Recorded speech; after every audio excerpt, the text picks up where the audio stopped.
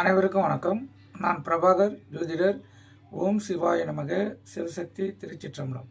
இன்று பிறந்த நாள் காணும் அனைவருக்கும் வாழ்த்துக்கள். அதேபோல் இன்று திரும்ப நாள் காணும் அனைவருக்கும் வாழ்த்துக்கள். இறைவனுடைய அருள் பரிபூர்ணமாக உங்களுக்கு கிடைக்கட்டும்.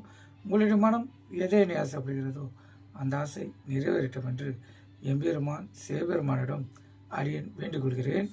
இப்போ நான் என்ன சொல்ல போகிறேன்னா, இன்றைய நாளுடைய நிலைப்பாடை தான் சொல்ல போகிறேன். இங்கே கருத்து கொண்டு பயன்பெறுங்க. விஸ்வாசி தை 7 இன்று புதன்கிழமை, ஆங்கில வருடம் ஜனவரி 21, 2026.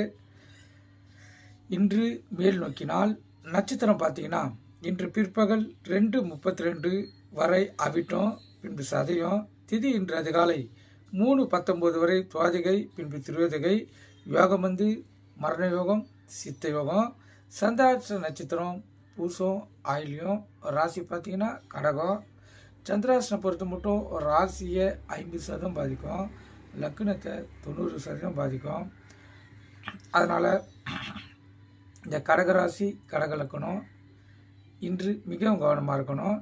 வண்டி வாய்ச்சலுக்குள்ளே மிக கவனமாக செல்லணும். போக்குவரத்து விதிமுறைகளை கடைபிடித்து செல்லணும்.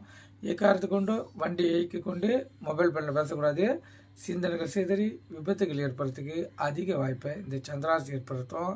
அதே போல் இல்லத்திலும் சரி அலுவலகத்திலும் சரி சண்டை சச்சரவுகள், பிரச்சனைகள், வாய் தகராறுகள் வரத்துக்கு அதிக வாய்ப்புண்டு. அதே போல் செல்ல இடங்களில் தடங்கள் ஏற்படுறதுக்கும் அதிக வாய்ப்புண்டு.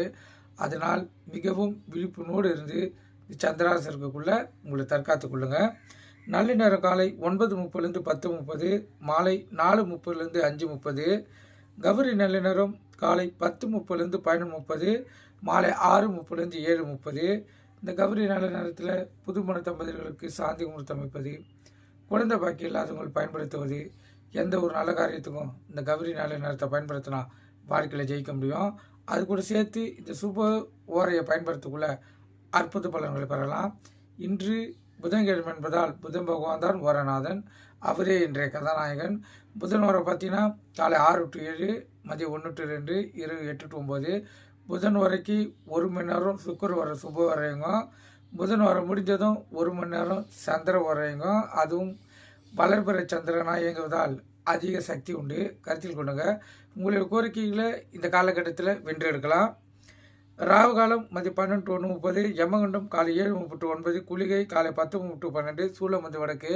கோயிலுக்கு சென்றால் வடக்கு சைடு பார்த்து தான் இந்த கற்பூரம் விளக்கை ஏற்றணும். ஏன்னா இன்று இந்த வடக்கு தரிசனம் அதை வழி நடத்துவதால் அவர் வழியிலே செல்வது சிறப்பு. நீங்கள் கருத்து கொண்டு பயன்பெறுங்க. நன்றி, வணக்கம்.